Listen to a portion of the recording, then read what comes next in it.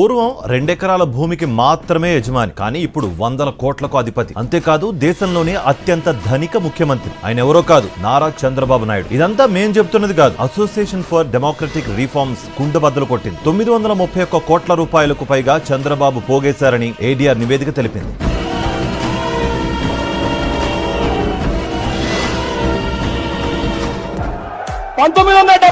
చంద్రబాబు నాయుడు గారు రాజకీయ జీవితం మొదలు పెట్టినప్పుడు తన ఆస్తి అంతా 2 ఎకరాల నుంచి 2 లక్షల కోట్ల ఎక్కడి నుంచి వచ్చాయి చంద్రబాబు నాయుడు గారికి.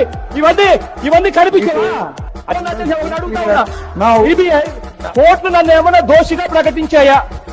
మరి ఏ రకంగా వీళ్ళంతా నన్ను దోషిగా 43,000 కోట్లు అని చెప్పి అంటున్నారని చెప్పి నేను అడుగుతా ఉన్నా. ఏ ఆరోపణలు మీ దగ్గర ఉన్నాయని అడుగుతా ఉన్నా. కోర్టులో మ్యాటర్ సబ్జుడిస్, కోర్టులో పోరాటం చేస్తా ఉన్నాం.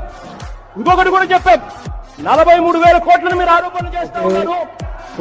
పావుల భాగం ఇస్తారేమో చెప్పండి, ఎక్కడ కావాలంటే అక్కడ సంతకం పెడతారని చెప్పారు.